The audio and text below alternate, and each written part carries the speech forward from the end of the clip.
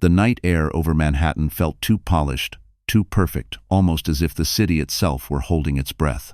High above the streets, on the rooftop of a glass-walled lounge overlooking the skyline, Eric Dalton stepped out of a black car as if he belonged among the glittering towers. He straightened his navy suit jacket, flashed a practiced smile, and held out his hand for the woman stepping behind him. Sienna Blake, 24, all legs and angles, wrapped her arm around his waist. Her sequined dress caught every stray beam of city light. She lifted her phone immediately, turning her face toward the skyline, angling for that perfect Manhattan shot. The music thumped low, the kind that made people think they were living a bigger life than they were. "Eric, stand closer," she said, not looking at him, checking her reflection instead. "The followers love when you look at me like I'm the only woman here." Eric did exactly that. He wasn't in love, but he loved the way people stared when he arrived with her. He loved the illusion of success she helped him perform, even though his bank account was screaming and his career was crumbling behind the scenes. A waiter passed with champagne, and Eric took a glass without hesitation. "To new chapters," he said. "To upgrades," Sienna corrected with a wink. In a far corner of the rooftop, a small circle of fashion influencers noticed them. One whispered, "Isn't he married?" Another answered, "Not for long, apparently. I heard he's trading in the old one." They all giggled, the shallow kind of giggle that disappears before it reaches the eyes. Eric didn't hear them. He was too busy rehearsing his speech for investors he hoped to charm tonight. Investors who didn't know he'd already been flagged for suspicious behavior at his old firm. He took another sip, chest swelling with a confidence he had no right to feel. Then his phone buzzed. He glanced down. A name appeared across the screen. Lauren. OB appointment. For one tiny second, just a fraction of a breath, something in him tightened. But before the impulse to care could fully form, Sienna leaned over his shoulder. "Who's that?" He clicked the side button instantly, turning the screen black. "Nobody," he said. "Let's get inside." Sienna smiled, satisfied, and tugged him toward the lounge doors.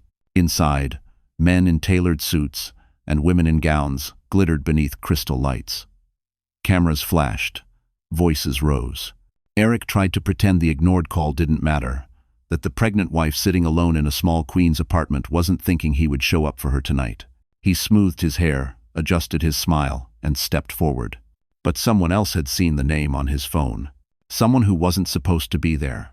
Someone who knew exactly who Lauren was and who her father was. And that someone was already dialing Richard Hayes. Lauren Hayes Dalton sat quietly at her small kitchen table, the one she and Eric had bought secondhand from a neighbor when money was tight.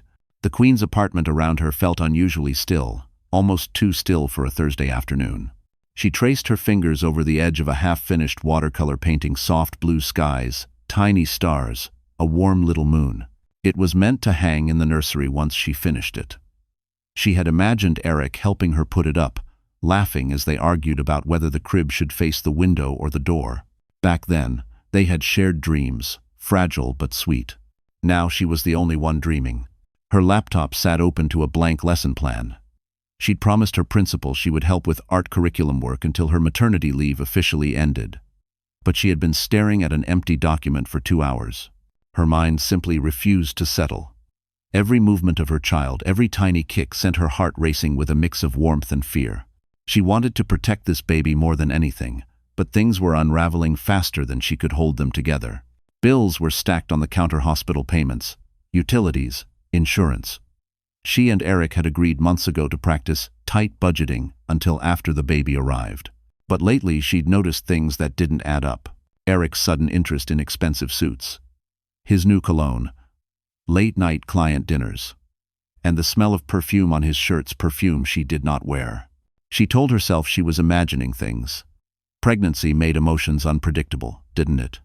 That's what Eric always said when she worried. She reached for her phone, hoping for a message from him. Nothing.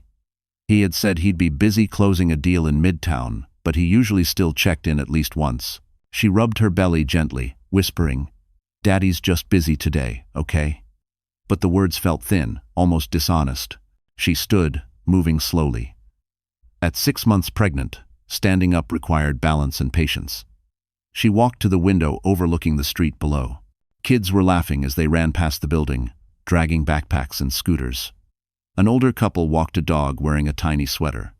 The world felt normal out there, safe, predictable. Nothing like the tightening knot in her chest. Her phone buzzed. She snatched it up, then exhaled in disappointment. It wasn't Eric. It was a message from her friend Megan, a nurse who had been checking on her regularly. "You okay today? Need anything? Want me to stop by?" Lauren typed, "I'm fine, just tired. Eric's working late again. I'll rest a bit." But the moment she hit send, her throat tightened. She wasn't fine. And if Megan walked through the door right now, Lauren wasn't sure she could hold the tears in. A knock sounded. Her heart lifted. Maybe Eric had surprised her after all. She waddled to the door, excitement bubbling inside her like a child hoping for a miracle. But when she opened it, a delivery man handed her a large Amazon box. "Delivery for Lauren Dalton." "Oh, thank you," she forced a smile. It was the baby monitor she had ordered, a practical, affordable one, nothing fancy. She carried the box inside, setting it gently on the floor.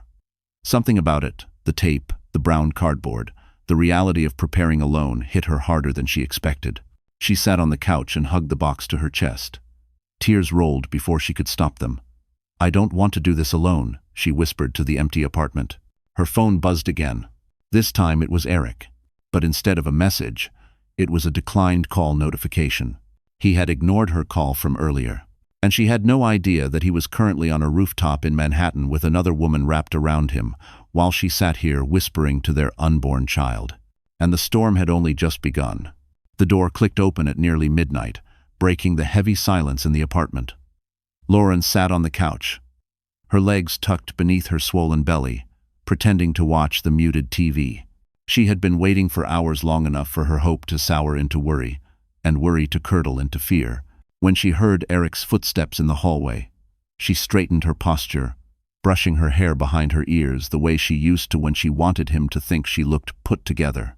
Eric walked in smelling of something sharp and floral, a perfume too bold to belong to anyone from his office. His shirt was wrinkled, the collar slightly stained with a faint rose-colored smudge. He loosened his tie, tossed his jacket onto the hallway chair, and acted as if nothing was out of place. "You're still up," he muttered, not quite meeting her eyes. Lauren swallowed the lump in her throat. "I just wanted to make sure you were okay.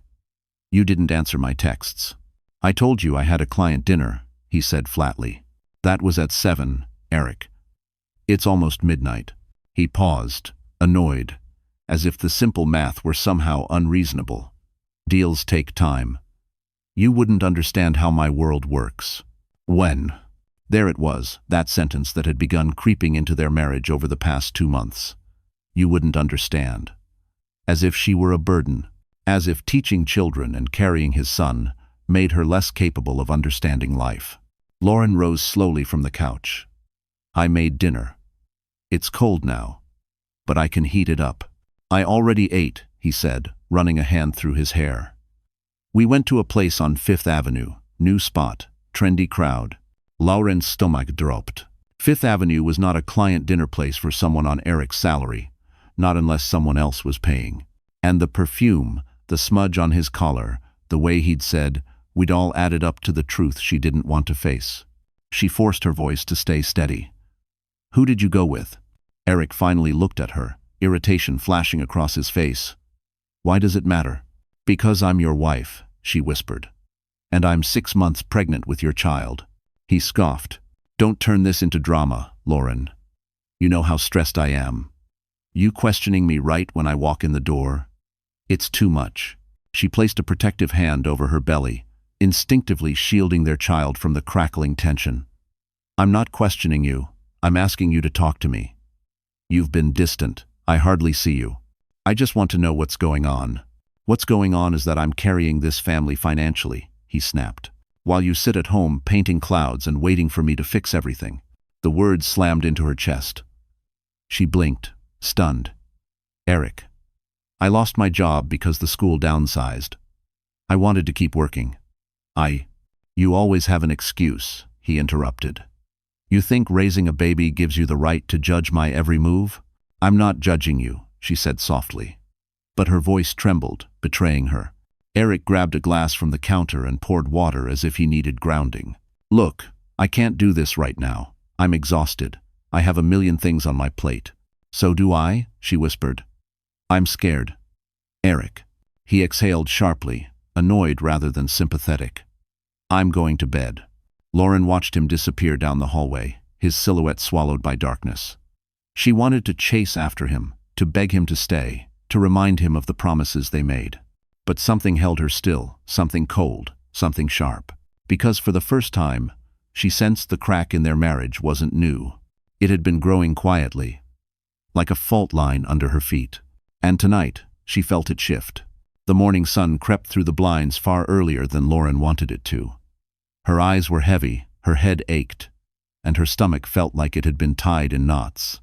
She'd barely slept after the argument with Eric, replaying every word until her chest hurt. But today wasn't just any day. It was her follow-up ultrasound, the one the doctor said was important to monitor the baby's heart rate. Eric knew this. He had nodded absently when she reminded him last night, barely listening, already scrolling through messages on his phone. Lauren sat on the edge of the bed, breathing slowly as she waited for the dizziness to settle. She had read somewhere that stress could affect the baby's development, and she truly tried to push her fears away. With careful hands, she slipped into a simple maternity dress and tied her hair back into a loose ponytail. She looked in the mirror, startled by how pale she seemed. "Today will be okay," she whispered to herself. "We'll be okay." She grabbed her medical folder and stepped into the kitchen. The apartment was silent. Eric had already left. No note, no message, not even a cup of coffee left brewing for her. Lauren forced herself not to cry. She called him once, hoping he might at least pick up. The phone rang twice, then cut straight to voicemail. She stared at the screen for a long moment before turning it face down on the counter. Outside, the city felt especially loud. Horns blared, buses hissed at stops, and someone yelled from across the street. Lauren held her belly protectively as she shuffled toward the subway. Just getting down the stairs took effort. Her center of gravity felt different every day now. On the train, she sat between two strangers who didn't look up from their phones. A woman next to her sipped from a Starbucks cup, scrolling through pictures of a rooftop lounge, women in sequins, champagne glasses, and a skyline view. Lauren didn't know that one of those photos had Eric in the corner of the frame. She pressed a hand over her heart, took a calming breath, and closed her eyes until her stop. At the clinic, the waiting room smelled faintly of disinfectant and hand sanitizer. Women sat with their partners, some laughing softly, some leaning on their husbands' shoulders. One dad-to-be held his wife's purse while she filled out a form. Another man was rubbing his partner's back, whispering something sweet. Lauren lowered herself into a chair, clutching her medical file, feeling the emptiness beside her like a physical ache. She sent Eric another text. Arrived at the clinic. On the train, she sat between two strangers who didn't look up from their phones. A woman next to her sipped from a Starbucks cup, scrolling through pictures of a rooftop lounge, women in sequins, champagne glasses, and a skyline view. Lauren didn't know that one of those photos had Eric in the corner of the frame. She pressed a hand over her heart, took a calming breath, and closed her eyes until her stop. As the machine hummed, the screen flickered to life with a small, moving silhouette. Lauren's breath caught every time she saw her baby. Her heart broke and healed at the same time. But then the nurse frowned slightly. Lauren's pulse quickened. "Is this something wrong?" "Oh, I'm sure it's fine," the nurse said quickly, but her eyes had shifted into a professional focus Lauren recognized too well. "Let me just call the doctor in to double-check something." Zhang. The room suddenly felt too small, too quiet. The door opened, and the doctor stepped in, his expression calm but serious. He looked at the monitor, adjusting the probe gently. "The baby's heart rate is a bit irregular today," he said softly. "It's not dangerously low, but we want to monitor it closely. Stress can play a role, so it's important you rest and avoid emotional strain." Lauren swallowed hard, blinking back tears. "I'm trying," she whispered. "They'll call me soon." No response. When the nurse finally called her name, Lauren stood and followed her into the dim ultrasound room. The walls were decorated with soft watercolor paintings, ironically, similar to the kind she used to teach her students to make. The nurse helped her onto the table, lifted her dress slightly, and applied warm gel to her belly. Let's take a look at your little one, the nurse said cheerfully. Is the father joining us today? The doctor asked. She hesitated, then shook her head. The doctor didn't press further. His gentle silence said enough. After the appointment, Lauren stepped outside into the cold air and exhaled shakily. Cars rushed past, people hurried around her. The city buzzing with life she felt completely detached from. She pressed a hand to her belly. I'm here, she whispered. I'm here for you. Her phone buzzed. Her heart leapt. Eric? No. She kept one hand on her belly, as if protecting her child from the truth. Eric was already home. Not only that, he was packing. Lauren froze in the doorway, her keys dangling from her fingers. The air left her lungs before she could make a sound. Eric stood beside an open suitcase on the bed, flinging shirts inside with careless, jerky movements. Eric. Her voice came out thin, unfamiliar. What? What are you doing? He didn't look at her at first. He zipped up a compartment, grabbed another handful of clothes. Then he turned, and his eyes were colder than she'd ever seen. I'm leaving, Lauren. The words hit her like a slap. She stepped forward, gripping the doorframe for balance. Leaving? What do you mean, leaving? We have a baby coming. I had the appointment today. They said, I know what they said, he snapped. You texted me 10 times about it. Because you didn't answer, she whispered. He let out a breath. Annoyed. I can't do this. I can't live like this anymore. You're suffocating me. Everything is about the baby, the bills, your emotions. I feel trapped. Lauren blinked hard, feeling tears prick behind her eyes. Eric, I'm 6 months pregnant. I need you. Our baby needs you. He scoffed. The baby will be fine. You've made this pregnancy your entire personality. It's exhausting. Her hands shook. What about us? Eric hesitated for a moment, then rolled his suitcase toward the door. I've met someone else. Someone who doesn't drag me down. Someone who actually fits into the life I want. Lauren's breath stilled. Sienna, she whispered. His jaw didn't tighten. His eyes didn't flicker. He didn't deny it. Instead, he shrugged. She understands ambition. She understands appearances. She actually motivates me. And I don't? Lauren choked out. You used to, he said. Not anymore. Now you're just holding me back. Wall. Her knees weakened, and she steadied herself with a hand on the wall. Eric, please don't do this. I can't go through the rest of this pregnancy alone. I had a scare today, and the doctor said, Stop, he cut her off. I don't want guilt thrown at me. This isn't about the baby's heart rate or whatever. This is about us not working. She stared at him, unsure if she heard him correctly. Whatever. He rolled his eyes. God, you twist every word. Look, I'm done explaining. I'm leaving. I've already signed a short-term lease in Midtown. I'm moving in tomorrow. Sienna's helping. But where do I go? Lauren whispered, panic rising like a wave. I don't have a salary anymore. We can't afford 2 rents. But you'll figure it out, he said flatly. Maybe go back to your dad, wherever he is now. Pennsylvania, right? Lauren's lips parted in disbelief. He didn't even know. He had never known. I trusted you, she said, her voice breaking. Eric paused at the door, hand on the knob. People change. I changed. You didn't. He stepped out into the hall. Lauren staggered after him, tears blurring her vision. Eric, please don't walk away from your family. He didn't turn around. Not once. And as the door shut behind him, with the finality of a slammed fate, Lauren clutched her belly and sank to the floor, realizing the truth. Eric wasn't coming back. And he had no idea who he had just betrayed. Because someone else had already started watching every move he made, and they were done staying silent. Lauren didn't know how long she stayed on the floor after Eric walked out. Minutes? Hours? The apartment felt colder without him, colder than the winter draft creeping in through the old window frames.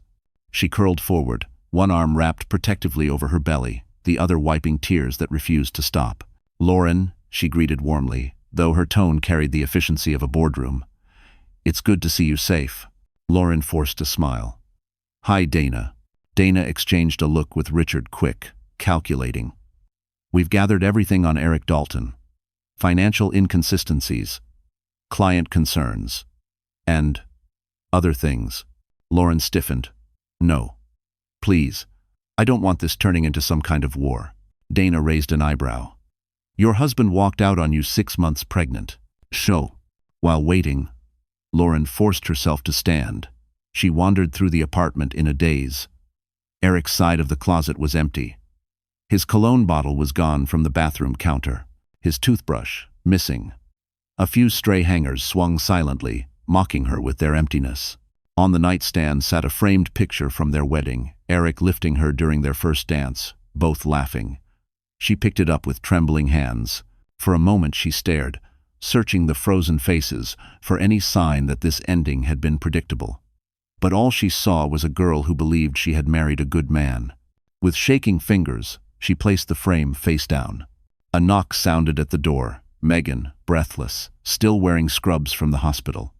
She pulled Lauren into her arms, holding her tightly. It's okay, Megan whispered. I've got you. You're not alone. The moment of comfort cracked something open in Lauren. Tears poured uncontrollably. I can't do this, she cried. I can't raise this baby alone. I don't have a job. I don't have savings. I don't have savings. Stop, Megan said firmly. You can. You will, but you won't do it alone.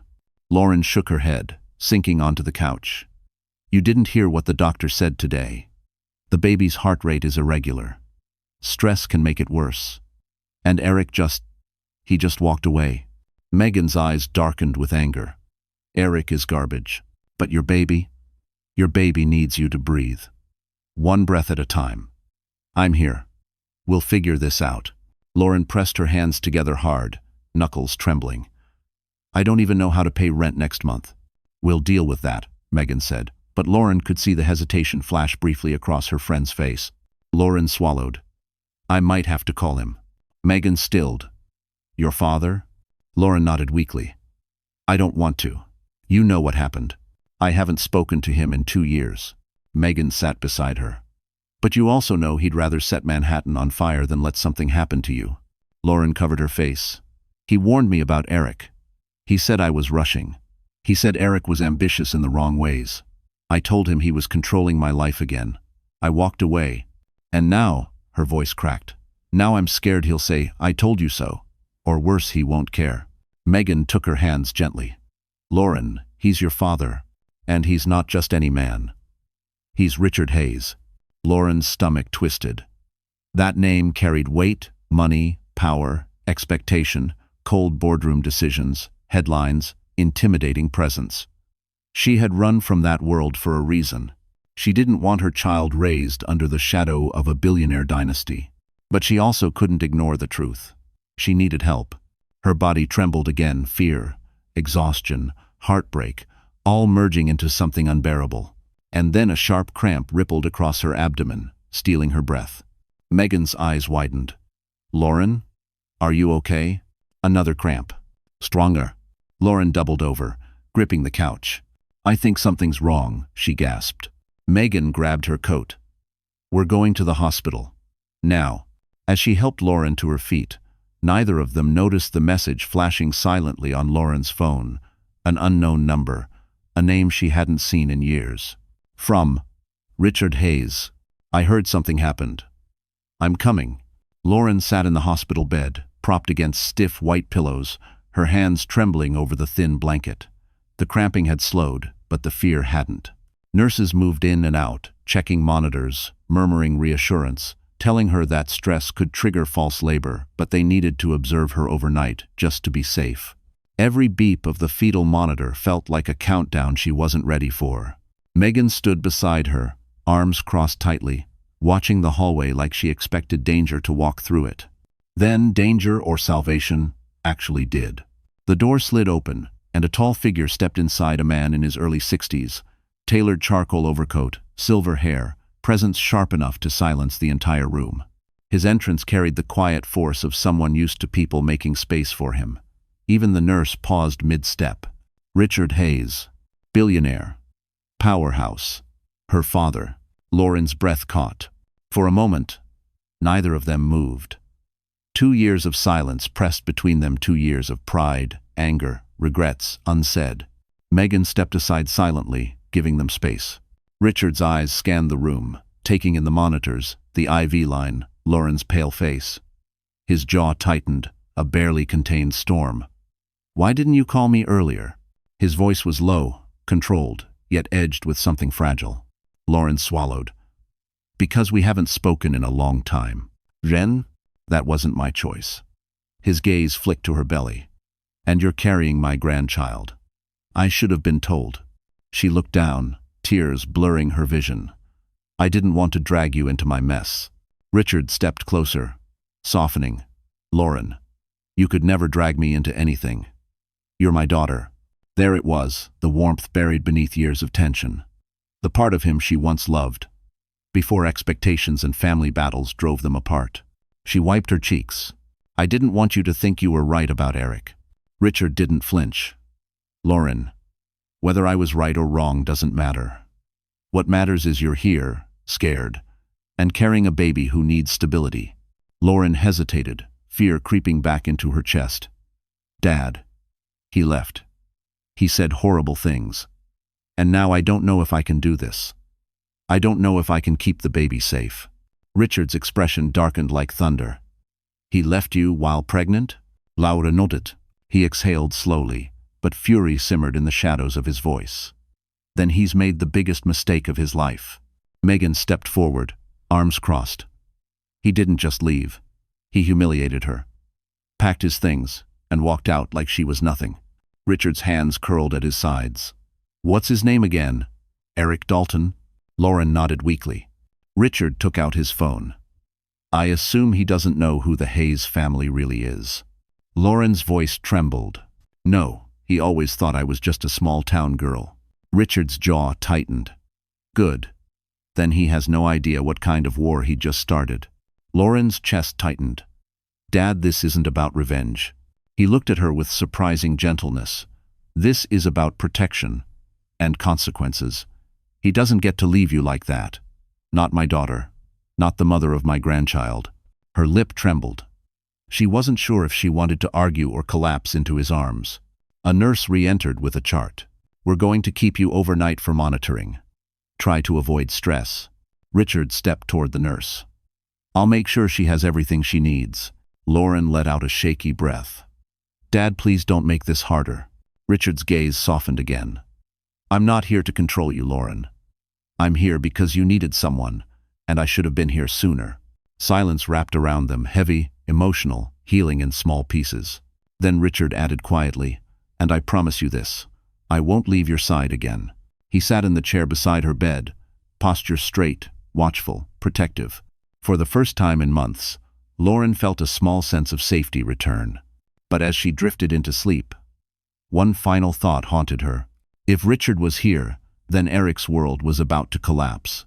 Lauren had never felt smaller in her life than she did the next morning when Richard drove her from the hospital to his penthouse. Even the elevator ride was surreal. Smooth, silent, rising into the clouds. She had taken this elevator many times in her 20s back, when she still lived under her father's empire, but stepping inside now felt like returning to a world she no longer belonged to. Richard stood beside her, hands clasped behind his back, giving her space. He didn't hover. He didn't pry, but he watched her with quiet intensity, as though he wanted to memorize every sign of exhaustion, every tremor in her hands, every unspoken fear. When the elevator doors opened, the penthouse greeted them with warm golden light spilling across polished marble floors. Floor-to-ceiling windows looked out over Central Park, the morning sun turning the treetops into a field of glittering gold. The space smelled faintly of cedar and the rich aroma of the building's luxury air system. To Lauren, it felt like stepping into someone else's reality. Richard spoke softly. "You're home. For as long as you need." Lauren exhaled, overwhelmed. "Dad, this place, it's too much." "No," he said gently. "You've just been living with too little." A housekeeper hurried in, startled but smiling warmly. "Miss Lauren, it's so good to see you again." She offered Lauren a glass of water, then glanced discreetly at the small swell of her belly with soft eyes. "You rest. We take care of everything." Lauren felt herself tense. The pampering, the staff, the wealth. Everything she tried to escape years ago felt too close, too suffocating. She moved toward the window, needing air. Below her, Central Park shifted with joggers, strolling couples, dog walkers. A world still normal. A world she used to belong to, before money twisted her childhood. Before she ran to build a life untouched by wealth. Richard approached slowly, stopping at a respectful distance. "Tell me what's worrying you." She hesitated. "I don't want my baby to grow up in a world where money decides everything." His expression softened. "Money doesn't decide everything, Lauren, but it protects. And you need protection right now." Her shoulders sagged. "It feels like I'm losing control. First Eric leaves, now I'm here again, in this world I tried so hard to step out of." Richard nodded. "You built a good life on your own. I respect that. Truly. But strength isn't pretending you don't need anyone. Strength is knowing when to accept help." She blinked away sudden tears. "I don't want you fighting my battles." "Then I won't," he said. "I'll fight mine." She frowned. "What does that mean?" But before he could answer, the penthouse door opened, and Dana Brooks, Richard's COO, stepped inside. Dark blazer, sharp eyes, air of a woman who lived and breathed strategy. "We take care of everything." Lauren felt herself tense. The pampering, the staff, the wealth, everything she tried to escape years ago felt too close, too suffocating. She moved toward the window, needing air. Below her, Central Park shifted with joggers, strolling couples, dog walkers. A world still normal. A world she used to belong to, before money twisted her childhood. Before she ran to build a life untouched by wealth. Richard approached slowly, stopping at a respectful distance. "No, he always thought I was just a small-town girl." Richard's jaw tightened. "Good. Then he has no idea what kind of war he'd just started." Lauren's chest tightened. "Dad, this isn't about revenge." He looked at her with surprising gentleness. "This is about protection. And consequences. He doesn't get to leave you like that.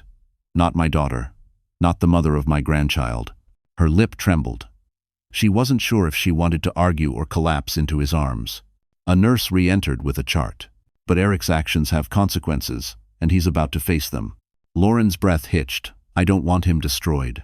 Richard answered softly but firmly. "He destroyed himself." Silence settled between them. Outside, the city glowed.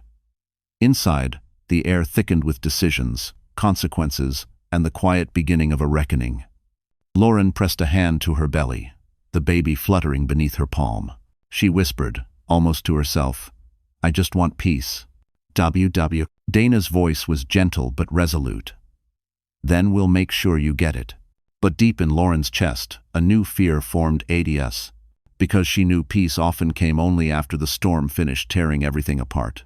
Los Angeles looked exactly like the dream Eric had always chased: palm trees swaying lazily, sun painting Beverly Hills in warm gold, influencers posing outside brunch cafes as if the world existed just to photograph them.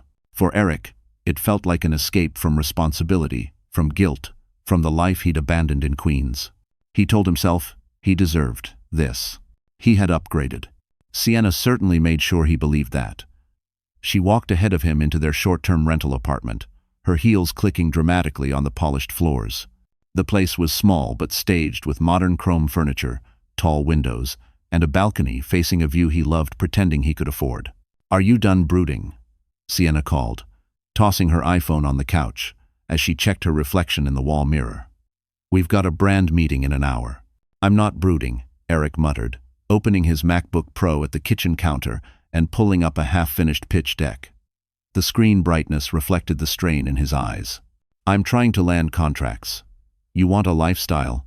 Contracts pay for lifestyle." Sienna rolled her eyes. "Contracts pay for your ego. My lifestyle is paid for by my face." She snapped a selfie, pouted, snapped another, then tossed her hair dramatically. The apartment lights caught the shimmer of her designer knockoff earrings, cheap but photogenic. Eric sighed. "Look, I just need a few more days to finalize a deal with a couple of brands. Once I get the cash flow." "Cash flow," she mocked. "You sound like a YouTube finance bro." He stiffened. "I lost my job because my boss sabotaged me." "Phrase?" "No," she said, fluffing her hair. "You lost your job because you were sloppy." Eric's jaw clenched. He hated when she talked like that, like she knew him, like she saw straight through the image he tried so hard to project. But he swallowed the irritation because he needed her. Or at least, he needed her attention, her validation, her popularity. Being with her made him feel like he was somebody. He returned to his laptop. The screen displayed an email marked urgent. Compliance review required from his old firm. He hadn't opened it. He didn't want to. Sienna plopped down beside him. By the way, who's Lauren? Your phone buzzed earlier with a message preview. Eric froze. No one. My ex-C. She'll get over it. Ex, Sienna repeated, eyebrows rising. I thought you guys were just separated. Eric shrugged casually. Technicality. He didn't mention the part about Lauren being pregnant, or the appointment she'd texted him about, or the guilt he tamped down every time he ignored her messages. Sienna twirled a strand of hair. Well, she better not cause drama. I don't need some hormonal ex-wife ruining my brand deals. She won't, he said, too quickly. You sure about that? She asked, raising a brow. Because your phone buzzes, you go pale, and then you act weird for hours. Not exactly alpha behavior. Eric shut his laptop a little too hard. Can we not do this right now? Sienna shrugged, already bored. Whatever, let's go. The brand wants rooftop shots with the city backdrop, and I need you to take pictures. Of course she did. That was his role now. Photographer, cheerleader, wallet in waiting. As they headed out the door, Eric reached for his keys right as his phone lit up again. This time, the notification made his stomach flip. Unknown number. Mr. Dalton. We need to discuss certain irregularities in your past accounts. Failure to respond will lead to further action. His chest tightened. Damn it, Sienna scoffed. Are you coming or what? The lighting waits for no one. He shoved the phone in his pocket, but the text stayed stuck in his mind like a thorn. Something was coming. Something he couldn't charm his way out of. And miles away in New York, the people he had wronged were already preparing the first swing. Because Eric wasn't the only one living in delusion, his downfall had already begun, and he didn't even feel the ground cracking beneath him. The conference room on the 42nd floor of Hayes Capital was made of glass and quiet power. Manhattan stretched below like a glowing map of opportunity and consequences. Lauren had visited this office only twice in her life, both times ending in arguments with her father. Today, she wasn't here to fight. She was here to listen. Or at least try to. Richard stood at the head of the long marble table, posture straight, jaw hard. His presence filled the room like a storm cloud preparing to break. Beside him, Dana Brooks tapped on her tablet, lines of data and reports reflected in her sharp eyes. Every click, every swipe carried purpose. Lauren sat near the windows, hands folded protectively over her belly. She felt out of place among the polished floors, the chrome details, the air filled with the soft hum of high-level business. She had spent years avoiding this world, fearing it would swallow her whole. Now she needed it. Dana cleared her throat.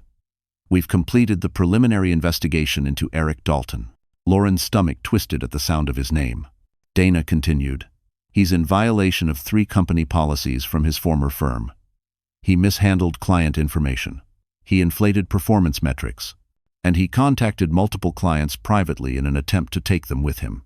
She tapped the tablet again. Which, under corporate law, is grounds for immediate legal action. Richard's expression didn't change, but his eyes hardened. I told you he was ambitious for the wrong reasons. Lauren exhaled shakily. I don't want to ruin his life. I just want him out of mine. Dana looked at her with a softness Lauren didn't expect. This isn't revenge, it's protection. Men like Eric don't go away quietly. They always come back when they think there's something left to take. Lauren said nothing. She knew Dana was right. Eric had already proven his selfishness. Richard gestured to the wall screen. A digital file opened with more documents, emails, chat logs, flagged financial transactions. These came from an anonymous source inside the company, Dana said. Someone who clearly has something against Eric. Lauren stiffened. Someone helping us? Dana's lips pressed together in a thin line. Not exactly. We believe it's someone who wants Eric gone for personal reasons, not moral ones. And that kind of person can't be trusted. Richard leaned forward. Which means we have an unpredictable third party involved. Someone who wants to escalate things. Lauren swallowed. What does this have to do with me? Richard's voice grew softer. Everything. Because if someone else is targeting Eric, they won't stop at him. Anyone connected to him becomes collateral. The room went cold. Lauren's hand drifted to her belly. So you're saying I'm in danger? Dana clicked her tablet.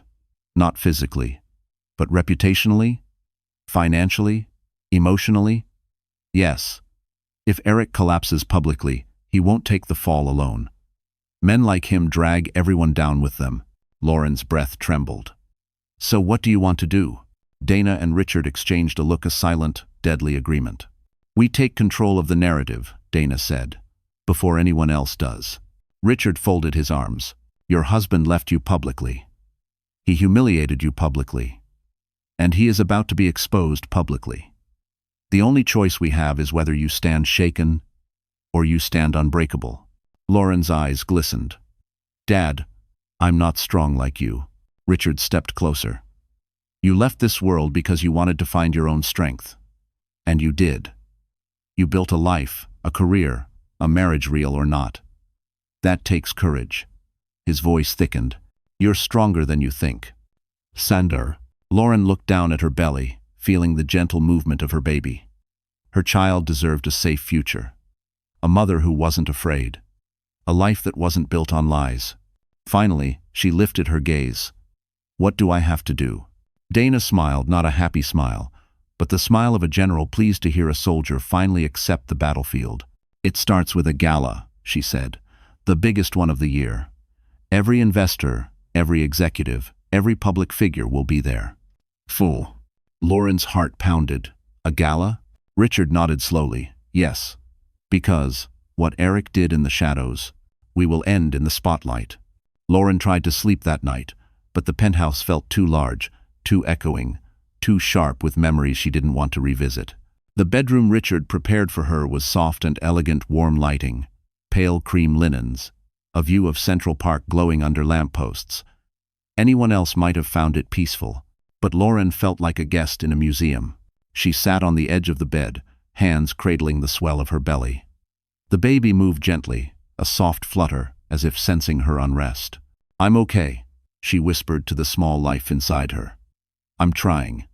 I promise I'm trying. But the words cracked in her throat. Her phone buzzed on the nightstand. She jumped, heart racing, half expecting another cruel message from Eric or some echo of the life that had just shattered. But the notification was only a hospital reminder for her next appointment.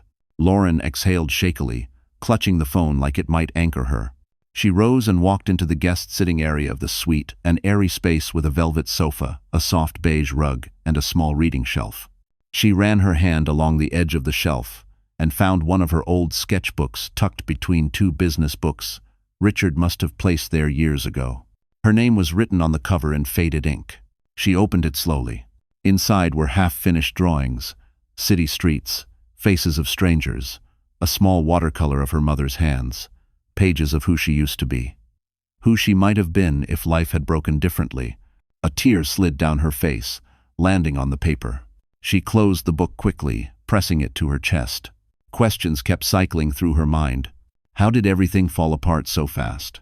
Why hadn't Eric loved her enough to stay? How was she supposed to raise this child alone? How do you protect a baby from heartbreak they will never understand? She felt like a failure, a woman abandoned, a mother who already feared she couldn't protect her child from the world. A quiet knock tapped at the open door. Megan stepped inside holding 2 mugs of warm milk. You weren't answering my texts. I figured you might need company. Lauren tried to smile. It trembled. I didn't want to bother anyone. You're not bothering me, Megan said gently, setting a mug beside her. You've gone through more in 1 week than most people handle in a year. Lauren sighed deeply. I thought I was building a stable life. Just simple. Not rich, not fancy, just ours. And now, Megan said softly, you get to build one that's even better. Lauren shook her head. It doesn't feel better. It feels like I'm drowning. Without hesitation, Megan sat beside her and pulled her into a hug. Lauren pressed her forehead against her friend's shoulder, tears finally spilling ugly, shaking sobs that drained weeks of silence and fear. "I don't want to be strong," Lauren cried. "I'm tired. I'm scared. I'm so tired." "I know," Megan whispered. "But you're still here, and your baby is still here. That means you're stronger than you feel." Lauren pulled back, wiping her face. "Eric chose a rooftop party over me. Over our child. How do I recover from that?" Megan took her hands. "You stop trying to understand broken people. You stop giving love to someone who threw it away. And you let the people who care about you step in." Lauren stared at her for a long moment. "I don't deserve all this help." "Yes," Megan said firmly. "You do. And you're going to need it. Because Richard and Dana are about to start a fight Eric isn't ready for." "Changchen." Lauren looked down at her belly again, breathing slowly. "I don't want a war." "Maybe not," Megan said. "But you do want peace, and sometimes peace comes after someone else fights for you."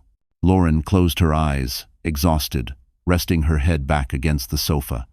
Tears still clung to her lashes, but her breathing steadied. Across the room, her phone lit up an email notification from an unknown sender. Subject line: "You don't know what Eric's done. But I do." Lauren didn't see it yet. But that message would shatter everything she thought she knew. Because someone else was about to enter the battlefield.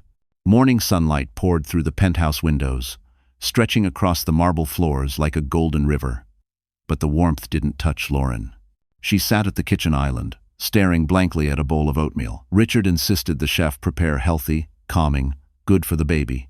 She had taken 2 bites and felt nothing. Her phone buzzed again. Same unknown sender. Same subject line: "You don't know what Eric's done. But I do." She hadn't opened it last night.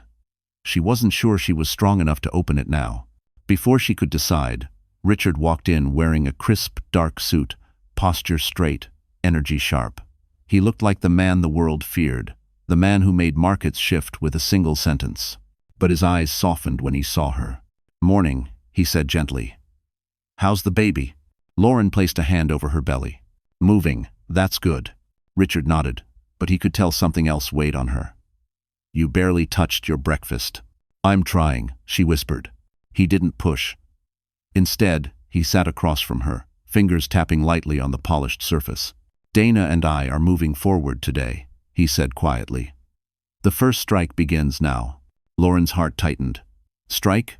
We're not attacking him," Richard clarified. "We're limiting the damage he can do." Just note, Dana entered the kitchen at that moment, tablet under her arm, hair pulled into a no-nonsense bun. "We've frozen Eric's access to all shared accounts, pulled financial reports from his old firm, and filed a formal review request. The compliance board is obligated to investigate him." Lauren tensed. "Won't you think I'm behind this?" Dana gave a half smirk. "Good." Lauren frowned. "That's not what I want." Richard leaned forward. "There's something you need to understand. Men like Eric don't crumble quietly. When the world stops clapping for him, he will look for someone to blame. And that someone will be you." Lauren swallowed hard. Dana continued, clicking her tablet. "His rent in Los Angeles is already overdue. He hasn't paid his credit card bill this month. And 2 clients have filed concerns about his behavior. He's spiraling." A pulse of anxiety hit Lauren. "I don't want to watch him drown." Richard's gaze sharpened. He chose the ocean. 1. Before she could reply, her phone buzzed again, another notification from that unknown email sender. Richard noticed her tense. "What's that?" Lauren hesitated. "I keep getting emails. Someone says they know something about Eric." Dana stepped closer instantly. "Show me." Lauren slid the phone to her. Dana opened the inbox, eyes narrowing. "There's an attachment," Dana said. "A document." Lauren's stomach dropped. "Should we open it?" "Absolutely not on your phone," Richard said firmly. "Forward it to me." Lauren obeyed with trembling fingers. Within seconds, the document glowed on the screen of Richard's laptop. He clicked carefully. A series of messages opened: screenshots, emails, chat logs. Dana leaned in. "Oh my God." Lauren's breath hitched. What is it?" Dana turned the laptop slightly, and there it was. Eric, messaging someone named Grace Litton. Someone Lauren didn't know. The messages were explicit. Calculated. Cruel. Eric discussing how he planned to manipulate investors. How he planned to use Sienna for publicity. And how he planned to milk Lauren for sympathy until the divorce. Lauren's hand flew to her mouth. There were worse lines too. The baby will tie her down. Makes her easier to control. Once the brand deal hits, I'm out. She can keep the kid. She's too emotional to question anything. Lauren shut her eyes, nauseated. Richard stood, pacing. His fury filled the room like a storm about to break. This is more than betrayal. This is character assassination. Manipulation. Exploitation. Dana clicked rapidly. And this woman, Grace, she's been feeding him inside information and encouraging him to leave Lauren. Look at this, she even suggested ways to make Lauren look unstable. Lauren pressed a hand to her belly, trying to steady her breathing. Why would she do that? Dana's eyes narrowed. Because she wanted him. And because people like Grace don't mind destroying someone gentle to get what they want. Lauren felt lightheaded. She leaned against the wall, breath trembling. I can't fight this. I can't handle all this. Richard crossed the room in 2 strides, gripping her shoulders gently. You don't have to. That's why I'm here. She broke then, silent tears sliding down her face, but something else slipped through the cracks this time. Anger. Not rage, not hate, just a quiet realization. Eric hadn't just left her. He had planned it. He had rehearsed it. He had prepared to break her. And he didn't care what happened to their child. Richard looked at Dana. File the documents. Today. Dana nodded sharply. Lauren whispered, voice trembling but steady. Do what you have to do. Because for the first time, she wasn't pleading. She was choosing herself. And that choice would be the beginning of Eric's end. Lauren woke up before dawn the next morning, breathless and drenched in sweat. At first she thought it was another anxiety spike. Her nights had been filled with them lately, but then a sharp pain rolled across her abdomen. Not the soft tightening she'd grown used to. This pain stole her breath. She sat up, clutching the blankets. Not now, she whispered. Please. Not yet. Another contraction hit, harder. The clock read 4:12 a.m. 6 months. Too early. Far too early. She reached for her phone with shaking hands and called Megan. Megan answered instantly. Lauren? What's wrong? I think something's happening, Lauren gasped. It hurts. It really hurts. I'm on my way, Megan said without hesitation. Wake Richard. I'm 10 minutes out. Lauren hung up and forced herself out of bed, gripping the nightstand as another contraction surged. She shuffled down the hallway toward Richard's room, each step feeling like fire.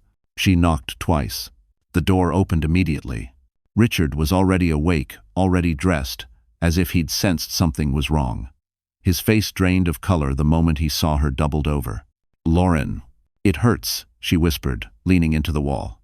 Something's wrong. He didn't waste a second.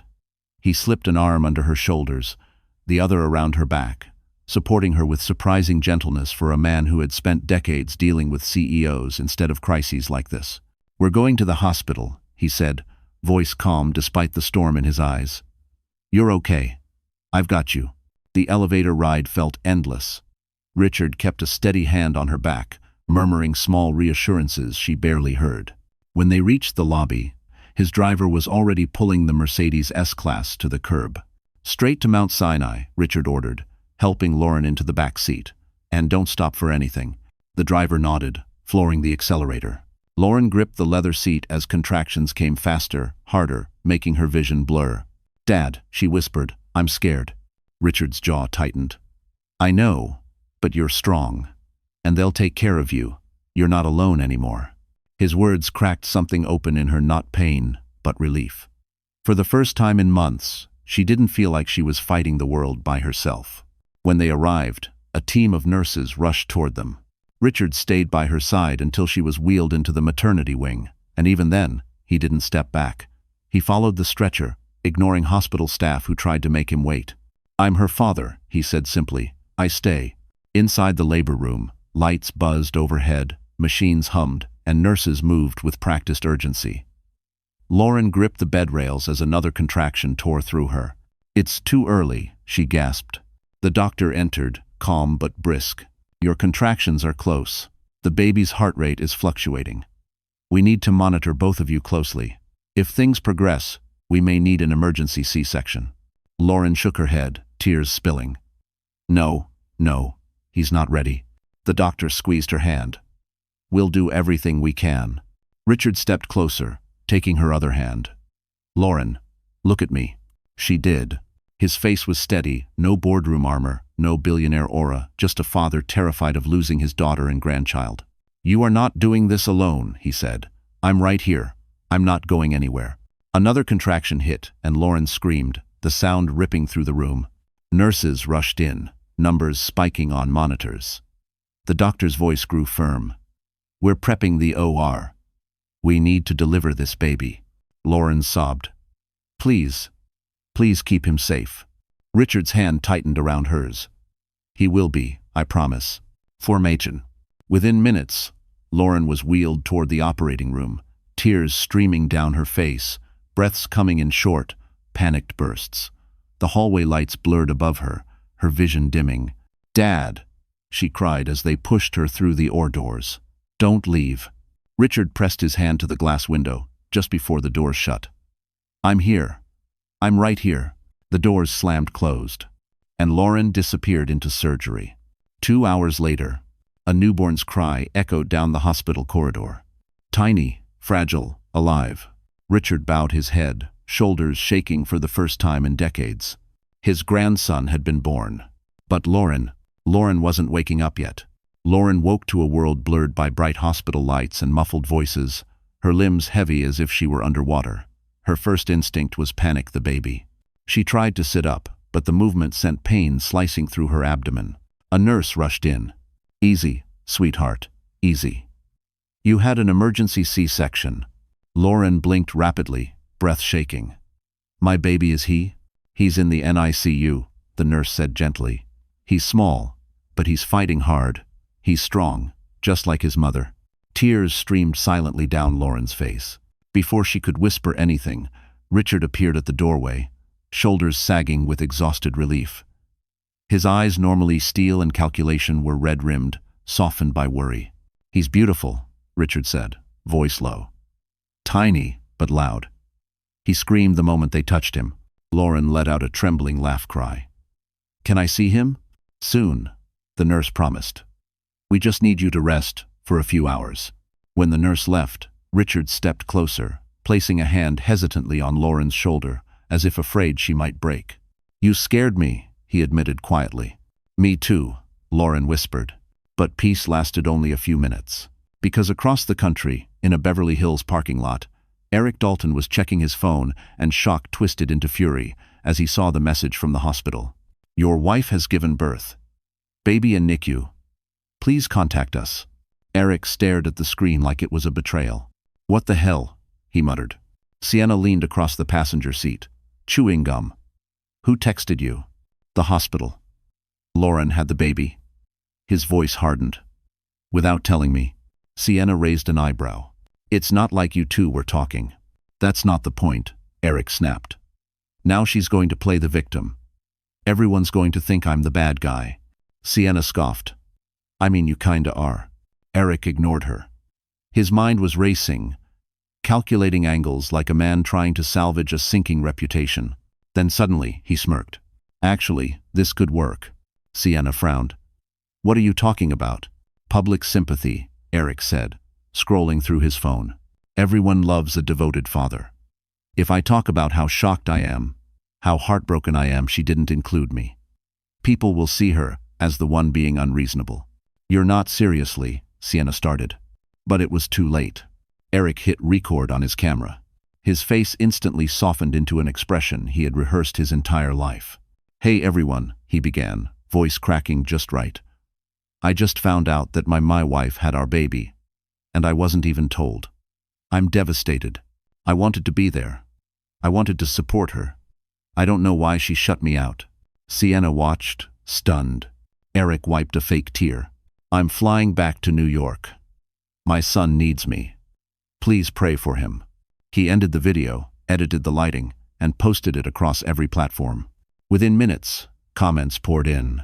You deserve to see your kid. How could she do that to you? She sounds unstable. Be strong, King. Eric drank it in like gasoline pouring onto a flame. In New York, Megan stormed into Lauren's hospital room, face flushed with outrage. Lauren, she hissed, holding up her phone. You need to see this. Lauren watched in horrified silence as Eric's trembling voice filled the screen. Her heart dropped. No, he didn't. Oh, he did, Megan said. And every gossip page is already resharing it. Richard took Megan's phone, jaw tightening with every second of the video. When it ended, he exhaled slowly, dangerously. He turned your near-death experience into a publicity stunt. Lauren felt dizzy. Why would he do this? Why lie like that? Richard met her eyes. Because he's desperate. And desperate men become reckless. Lauren pressed a hand to her chest, feeling the pressure build again, fear, anger, betrayal mixing like poison. Dad, she whispered, I don't want him near my son.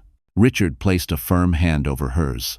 He won't be, he said with chilling certainty. Not after what happens next. Because Eric had made one fatal mistake. He tried to manipulate the internet. But he forgot that Richard Hayes owned the truth. 3 days after the birth, Lauren was finally strong enough to sit in a wheelchair and visit the NICU. Her tiny son lay in an incubator under soft blue lights, tubes and monitors surrounding him like a fragile shield.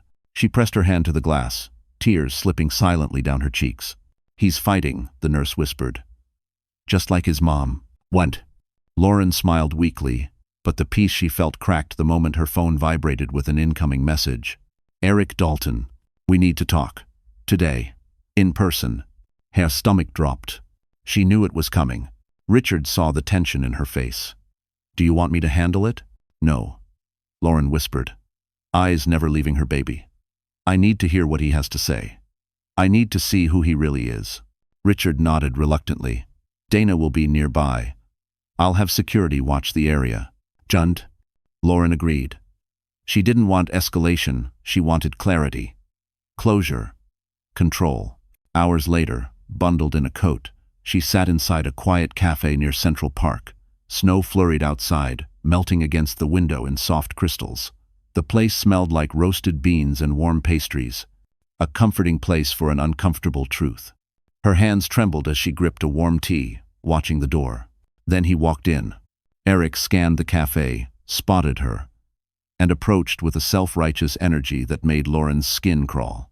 He wore a new jacket, expensive looking, but clearly bought with money he didn't have. His hair was styled like he'd spent an hour trying to appear disheveled in an I'm suffering sort of way. Lauren, he breathed dramatically as he took the seat across from her. You look tired. Lauren stared. I had major surgery. And our son is fighting for his life. Done. Eric winced, as if her tone offended him. Well, that's actually what I came to talk about. She braced herself. He folded his hands, lowering his voice like a martyr. Why didn't you tell me you were going into labor? I had to find out through the hospital. And now the internet thinks I abandoned you. Lauren's heart pounded not from fear, but anger. Eric, you did abandon me. You left. You said you didn't want the baby. Papo. That's not what I meant, he snapped, frustration creeping into his eyes. You twist things. You always twist things. Lauren blinked. I went into labor because of stress, because of everything you did. Eric leaned forward. And I'm trying to fix that. I'm trying to make us look good publicly. Lauren stiffened. Publicly? He nodded, lowering his voice. If you support my video, if you say we're working through things, people will stop attacking you. They'll think you're a united front with me. Lauren couldn't breathe for a moment. He wasn't here for their son. He wasn't here for her. He was here for his image. Eric, she whispered, voice trembling with disbelief. My baby is in an incubator. Our baby, he corrected quickly.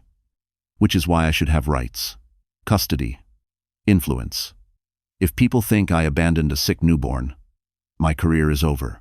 Lauren's jaw dropped. You're thinking about your career? Eric leaned closer, dropping his voice dangerously. If you don't help me fix this, I will tell the court you're unstable. I'll tell them you hid the birth from me. I will get custody. Lauren's heart slammed against her ribs. He wasn't bluffing. He would do it. He would destroy her to save himself. She stared at him. This man she once loved, now sitting across from her with entitlement dripping from every word. "You really think," Lauren said quietly, "that you threaten me and walk away with anything?" Eric smirked. "You're alone now. You don't have money. You don't have a job. You're weak, Lauren. And weak people don't win custody." Lauren inhaled slowly, then set her cup down. "My father," she said softly, "is Richard Hayes." Eric's smile froze. Lauren held his chaza, voice steady. "And weak people don't win against him." Eric went pale. For the first time, he finally understood who he had been fighting. And panic flickered in his eyes. Eric's face drained of color so fast, it was almost alarming. His lips parted, but no sound came out. It was the first time Lauren had seen him speechless, not confused, not irritated, but genuinely frightened. "Richard Hayes," he repeated, voice barely a whisper. Your father is Richard Hayes?" Lauren didn't blink. "Yes." Eric swallowed hard. "Why didn't you tell me?" "Because I didn't want a marriage built on money," she answered quietly. "I wanted one built on loyalty, on love, on the things you threw away." Eric leaned back, running a shaky hand through his hair, as if the truth had knocked the wind out of him. "This changes things." "No," Lauren said, her voice turning steel. "It only changes things for you." Before Eric could respond, the cafe door opened, letting in a cold gust of winter air, and Dana Brooks stepped inside, wearing a tailored coat and an expression sharp enough to cut glass. A black car idled outside, and Lauren didn't need to look to know Richard had sent her. Dana approached their table with unhurried steps. "Mr. Dalton," she said flatly, "we have a lot to discuss." Eric stiffened. "Who are you?" "Dana Brooks," she replied, "COO of Hayes Capital, and the person who now controls more leverage over your life than you probably want to imagine." Eric glanced between the two women, panic rising behind his eyes. Dana placed a folder on the table and slid it toward him. "Inside, you'll find a list of every violation, every client complaint, every financial inconsistency you so carelessly left behind. Enough to blacklist you from Wall Street, corporate marketing, and every financial institution that values ethical practice." "Why didn't you tell me?" "Because I didn't want a marriage built on money," she answered quietly. "I wanted one built on loyalty, on love, on the things you threw away." Eric leaned back, running a shaky hand through his hair, as if the truth had knocked the wind out of him. "This changes things." "No," Lauren said, her voice turning steel. "It only changes things for you. You're threatening yourself. We're offering you an exit." Lauren felt the truth settle in her chest, heavy, painful, but necessary. Eric's hands shook. "You can't just buy the law." Dana smirked. "We don't buy the law, Mr. Dalton. We follow it. And the law is very clear about fraud and abandonment." Eric leaned forward, voice breaking. "Lauren, please. You can't let them do this to me. You know I'm not a bad guy." Lauren held his gaze. "A good man doesn't leave his pregnant wife. A good man doesn't celebrate on a rooftop while she cries in an empty apartment. A good man doesn't use an innocent baby for social media sympathy." Eric opened his mouth, but Lauren wasn't done. "And a good father," she said softly, "doesn't threaten custody to save his reputation." Eric's shoulders dropped. He looked small, defeated. A man who had gambled everything and never imagined losing. "We'll contact you with the hearing date," Dana said, standing. And the person who now controls more leverage over your life than you probably want to imagine." Eric glanced between the two women, panic rising behind his eyes. Dana placed a folder on the table and slid it toward him. "Inside, you'll find a list of every violation, every client complaint, every financial inconsistency you so carelessly left behind. Enough to blacklist you from Wall Street, corporate marketing, and every financial institution that values ethical practice. Dalton, you may want to stay off social media for a while." Eric looked up sharply. "Why?" Dana smiled thinly. "Because you're about to see what real influence looks like." Lauren rose slowly, bracing herself on the arm of the chair. Dana helped her, protective but discreet. Eric stood too, looking like he was about to fall apart. "Lauren," he pleaded one last time, "can't we fix this? For the baby?" She looked at him with a calm he didn't deserve.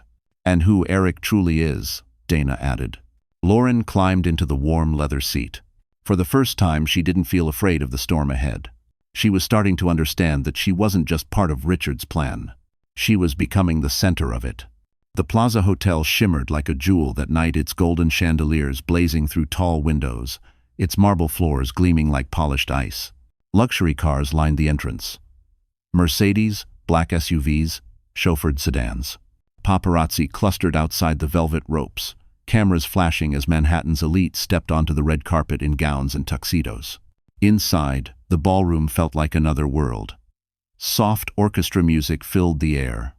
Champagne tower glimmered. Guests in designer suits murmured about stock markets, new investment rounds, and winter galas in the Hamptons. This was the arena Richard Hayes ruled. And tonight, it was the stage he had chosen for truth. Lauren stood near a pillar draped in gold satin, her hands folded over her stomach, breath steadying. She wore a simple but elegant dark blue gown, nothing extravagant, nothing loud. Just soft fabric, a clean silhouette, and a single delicate diamond necklace Richard had given her years ago. She hadn't worn diamonds since leaving this world. But tonight, she allowed one small piece of her past to rest against her heart. "You look perfect," Megan whispered beside her. "Not flashy, not hidden. Just you." Lauren smiled nervously.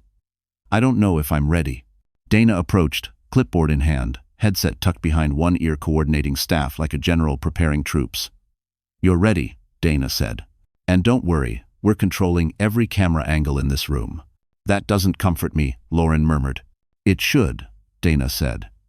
"Eric's downfall begins the moment you walk on that stage." Lauren inhaled, slow and steady. "I don't want it to be cruel." "I too." "It isn't cruel," Dana replied. "It's honest." As guests mingled, a ripple of whispers traveled across the ballroom. Because Eric Dalton had arrived. He stepped inside wearing a rented tuxedo, trying desperately to blend in, trying even harder to appear confident. But the moment he saw the towering chandeliers, the glittering gowns, the billionaires he once idolized, panic flickered in his eyes. Sienna clung to his arm, wearing a silver dress clearly chosen to attract cameras. But her shoulders stiffened as she sensed the energy in the room, people looking, but not with admiration, with suspicion. "Where's the PR team?" Sienna whispered anxiously. "Why aren't people coming to talk to us?" Eric swallowed. "They must not know we're here." "They know," a man murmured as he passed them, his voice low, disapproving. Eric turned sharply, but the man was already gone. Sienna's grip tightened. "Eric, something's wrong." "One." Before he could respond, the announcer's voice rang out. "Ladies and gentlemen, please welcome our primary sponsors of the evening, Richard Hayes and his daughter, Miss Lauren Hayes Dalton." The ballroom erupted in applause. Eric froze. He turned toward the stage just as a spotlight illuminated Lauren. She stepped into the light with quiet grace, blue gown flowing softly, face calm, shoulders strong. She wasn't the broken woman he left in a small Queens apartment.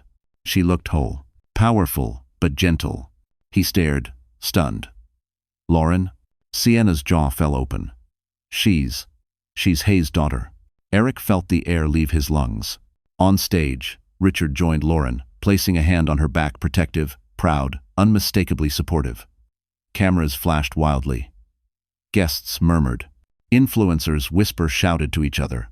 Phones already recording. Lauren stepped to the microphone, composed. "Thank you for being here tonight. This gala is about resilience, about rebuilding lives with honesty and compassion." Her voice didn't tremble. Then the screens behind her lit up. Dana had timed it perfectly. A slideshow began. At first, it looked like charity photos until the images shifted to screenshots of Eric's messages with Grace Litton. Message after message. Eric manipulating clients. Plotting to use Lauren's pregnancy. Laughing about Sienna's ignorance. Calling Lauren weak and useful for sympathy. Then, gasps filled the ballroom. Eric staggered back.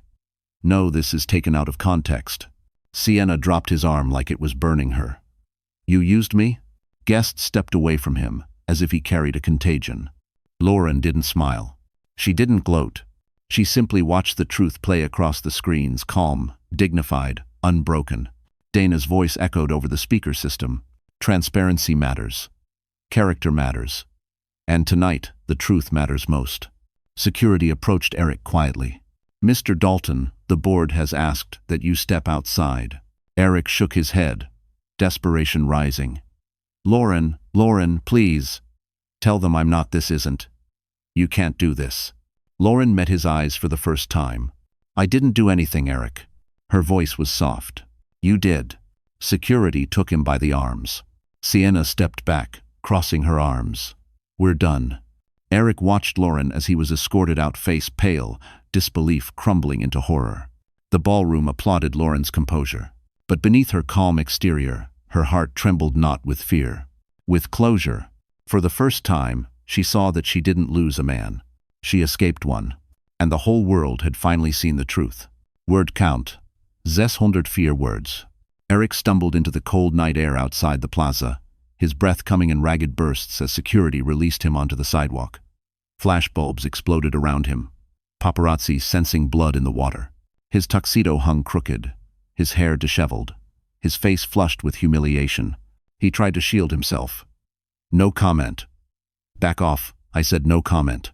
But reporters didn't back off. "Eric, is it true you manipulated clients? Did you really abandon your pregnant wife? Who is Grace Litton? Is she part of the scandal? Why did Hayes Capital expose you tonight?" Each question slammed into him like a stone. He spun around, desperate, searching for anyone to help him. But there was no one. Sienna had disappeared the moment the screens lit up. The influencers who once posed beside him looked away. Even the event staff refused to meet his eyes. He was radioactive now, untouchable, destroyed. "Eric." The low, controlled voice froze him. Richard Hayes stood near the curb, hands in his coat pockets, posture calm but intimidating as a shadow stretching across a battlefield. His expression held no anger, only the icy composure of a man who had already won. Eric swallowed hard. "Mr. Hayes, sir, please. This wasn't fair. You blindsided me." "No," Richard said quietly. "You blindsided my daughter." Eric's mouth opened, but nothing came out. Richard stepped closer. So close, Eric could see his own panicked reflection in the older man's steely eyes. "You left her. You humiliated her. You lied about her. You endangered her pregnancy. And then you exploited her suffering for sympathy online." Eric trembled. "I didn't mean." "You meant every word," Richard said sharply. "And now the world knows it." Eric's voice cracked. "She ruined my career." "No," Richard corrected. "You ruined your own. Lauren simply stopped protecting you from the consequences." Richard turned away, but Eric lurched forward, desperation clawing at his voice. "What about my son? I still have rights. Richard faced him again, expression hardening. "You will sign the custody agreement, fully. Without revision." "So." "I won't," Eric spat. "You can't make me." "On the contrary," Richard said. "I can make one phone call that ensures every potential employer sees your name flagged for ethics violations. I can hand over your messages to federal investigators. I can ensure you cannot get a single job above minimum wage for the next 20 years. Eric's face crumpled in horror. Richard's tone softened, not with mercy, but finality. "But if you sign the agreement quietly, I will let you disappear with whatever dignity you have left." Before Eric could respond, 2 board members stepped outside, accompanied by legal staff. One handed Eric a document, the official notice of his permanent blacklisting. Another handed him a USB drive. "Copies of all your messages," the man said coldly. "Your lawyer will receive a full file Monday." Eric took it with shaking hands. He wasn't fighting one man. He was fighting an empire. He backed away, eyes darting wildly. "You're monsters," he whispered. "All of you." Richard didn't flinch. "No, Eric. We just don't tolerate grown men who prey on women who love them." Eric's chest heaved. For a moment he looked like he might attack Richard, but fear won. He turned and fled into the night, slipping past paparazzi like a hunted animal. The cameras followed him. Richard didn't. He simply slipped his phone from his coat and sent a message. "It's done. Bring Lauren home." Back in the ballroom, Lauren stood in a quiet alcove, watching her reflection tremble in a gold-framed mirror. She wasn't crying, but her body buzzed with adrenaline, disbelief, and something close to release. Dana approached, slowly. It's handled. Lauren turned, breath unsteady. Is it over? Dana nodded. The worst of it. Lauren exhaled, shoulders softening. I didn't want it to be cruel. It wasn't cruel, Dana said. It was truth. And truth is sometimes the best justice. See. Lauren hugged herself gently. I just want to go see my son. Dana smiled. Richard already has the car waiting. Lauren took one last look at the ballroom, where people whispered not about a scandal, but about her strength. For the first time since everything began, she didn't feel broken. She felt becoming. She stepped forward. The night behind her, her child ahead. And somewhere deep in her heart, a small, quiet space opened, ready for something new. Snow dusted the city overnight, settling softly on Central Park like a blanket meant for calmer days. By morning, the hospital windows glowed with the muted light of winter dawn. Lauren sat quietly beside the incubator in the NICU, her hand resting against the glass. Her son, so small, so fragile, squirmed beneath the warm lights, fighting in that instinctive way newborns do. Her eyes softened. You're safe now, she whispered. I promise you'll never face what I did. Then, a gentle knock sounded behind her. Richard stood in the doorway, a paper cup of warm tea in his hand. He moved quietly, not wanting to disturb the baby's steady beeping monitor. I didn't want to interrupt, he said softly. Lauren smiled faintly. You never interrupt. He set the tea beside her. How's our little warrior? He's stronger today, she said proudly. The doctor said he's responding well to treatment. Richard nodded, relief flickering across his face. Good. That's good. For a moment, they simply watched the tiny chest rise and fall. Then Lauren spoke softly, her voice almost too fragile to push through the quiet room. Dad, thank you. Richard turned to her, surprised. For what? For everything, she whispered. For coming back, for fighting for me, for not letting me drown. Richard's eyes softened, guilt flickering beneath the surface. Lauren, I should have been there sooner. I should have guilt. No, she cut in gently. You were there when it mattered. 5. Silence wrapped around them, warm now, not heavy. A nurse entered, checking the baby's vitals. He's stable, she said happily. You're doing everything right, Mom. Mom. Lauren blinked at the word, her throat tightening. She had survived betrayal, abandonment, fear, premature labor, and now she sat here, watching her son fight his own battle with a strength that humbled her. She touched the glass again. I didn't think I could do this. Yes, you did. A voice said behind them. Lauren turned and smiled as Megan stepped in, still in her nurse scrubs, a Starbucks cup in each hand. I brought reinforcements, Megan said, handing Lauren the warm drink. Figured you could use something stronger than hospital tea. Lauren let out a breathy laugh. You show up everywhere. That's my job, Megan said brightly. Professional best friend. Richard smirked. She takes that role very seriously. Megan nudged him lightly. Someone has to keep this family functional. Hawa. They all chuckled softly, careful not to disturb the baby. But then Megan's smile softened as she leaned down beside Lauren. You did something impossible, you know. You walked through hell, and you didn't let it break you. Lauren swallowed hard. I didn't walk through it alone. No, Megan agreed. You didn't. But you stood through it. And that's something. Lauren stared at her son, emotion gathering in her chest. I thought last night would destroy me. It didn't, Megan said. It rebuilt you. Before Lauren could respond, the NICU door opened again. Dana stood there this time without her tablet or headset, just a soft, tired expression. Is this a bad time? She asked. Lauren shook her head. No. Come in. Dana approached slowly, hands clasped. I came to tell you. The board accepted the full custody agreement. Eric signed it this morning. Lauren froze. He signed it? Dana nodded. No revisions. No dispute. He's gone. Lauren's breath trembled, not from sadness, not even from relief, but from the weight lifting off her shoulders. Thank you, she whispered. Dana smiled slightly. Don't thank me. You earned this peace. Richard placed a hand on Lauren's back. You're free now. Free. The word landed like sunlight. For the first time since everything collapsed, she felt something warm bloom inside her chest. Hope, small but steady. It rebuilt you. Before Lauren could respond, the NICU door opened again. Dana stood there this time without her tablet or headset, just a soft, tired expression. "Is this a bad time?" she asked. Lauren shook her head. "No." "Come in." Dana approached slowly, hands clasped. "I came to tell you. The board accepted the full custody agreement. Eric signed it this morning." Lauren froze. "He signed it?" Dana nodded. "No revisions. No dispute. He's gone." Lauren's breath trembled. "Hawa." They all chuckled softly, careful not to disturb the baby. But then Megan's smile softened as she leaned down beside Lauren. "You did something impossible, you know.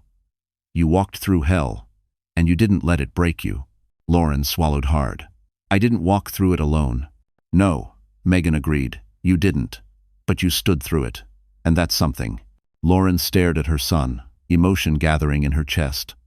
"I thought last night would destroy me." "It didn't," Megan said.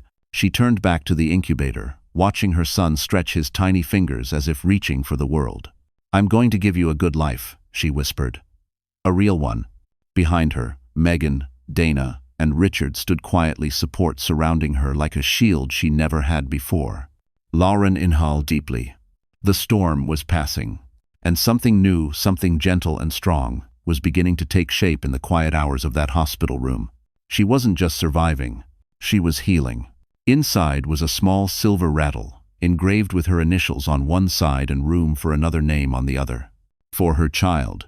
Tears filled her eyes, not painful ones, but healing. "Dad," she would have loved him. Richard nodded, voice thickening. She would have adored him. They stood there, memories and new beginnings mixing quietly between them. The room felt full, not with sorrow, but with family. The kind she'd longed for. The kind she was rebuilding. A knock sounded, and Megan entered. Her hair messy from a long shift, but her smile bright as ever. "Is my favorite baby awake?" she asked, shuffling over with a bag of pastries. Lauren laughed softly. "He just woke up." Megan peeked at the newborn and melted instantly. "He looks better every day. Look at those cheeks." Behind her, Dana walked in, this time not in business attire, but a cozy winter coat and scarf.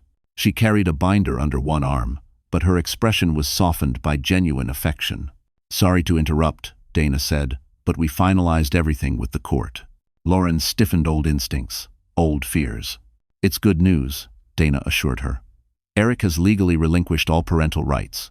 He's barred from contacting you, and your son carries the Hayes name." A wave of relief washed over Lauren, deep, cleansing, final. "It's really over," she whispered. Dana nodded. "It's over." "Dumb." Lauren sat down slowly, cradling her son against her chest. For the first time in months, her breaths came evenly. No shaking, no dread, only calm. "He'll never grow up wondering if he was wanted," she said softly. "Because he's loved, completely." Megan pressed a hand to Lauren's shoulder. "And he's surrounded by family, a real one." Richard, who had been quietly watching his daughter, stepped closer. "Lauren, I want you to come home. Not because you need help, but because I want you here. I want us to start over." Lauren looked down at her son, tiny, safe, sleeping in her arms. Then she looked up at her father. There was no pride now, no stubbornness, only warmth. "I'd like that," she said gently. Richard's face broke into the softest smile she'd ever seen from him. They stayed like that, quiet, content, surrounded by people who loved her, until a knock came at the door again. This time, when it opened, a tall man stepped inside, holding a bouquet of simple white flowers. He wore a modest winter coat and a shy, respectful smile. It was Ethan, the NICU pediatrician who had cared for her son from day one. "Sorry," he said, cheeks flushing slightly. "Your nurse said you were up for visitors." Lauren smiled. "Of course. Come in." He approached slowly, eyes warm, gentle. "I just wanted to check on both of you. He's a fighter, but so is his mom, Shan." Lauren felt her heart flutter, unexpected, soft, new. "Thank you," she whispered. Ethan hesitated, then extended the bouquet. "These are for you. A little celebration for making it through the storm." Lauren accepted them, cheeks warming. Their fingers brushed just briefly, but enough to send a quiet spark through her chest. Outside, snow drifted lightly past the window. Inside, warmth bloomed, steady, promising. Her son stirred softly, sighing against her. Megan grinned. Dana smirked knowingly. Richard raised an approving eyebrow. And Lauren, for the first time in a long, long time, felt something like joy take root in her heart. She whispered to her son, "We're going to be just fine." Because the storm had passed. Her future was wide open, and life finally was hers again. A real ending. A real beginning. And that's how the story closes, my dear friends. If you're still here with me right now, it means something in this journey touched your heart in a quiet, personal way. Maybe it reminded you of your own strength. Maybe it reminded you of the storms you've survived. Or maybe, like Lauren, you're learning that healing begins the moment you choose yourself again. Life doesn't always give us fairness, but it always gives us a chance to rise. As Marcus Aurelius wrote, "The obstacle is the way." Every heartbreak, every betrayal, every night you think you can't go on, those moments don't break you, they build you. They shape the person you're becoming. And sometimes, letting go of what hurt you is the first real step toward peace. What Lauren discovered is something we all need to remember. You don't need perfect strength. You just need courage for the next breath, the next decision, the next sunrise. And if this story made you feel seen, understood, or simply a little less alone, then stay with us. Like this video, share it with someone who may need it, and subscribe to the channel so we can keep walking through these stories, these lessons of life together. You matter. Your story matters. And your healing is already on its way.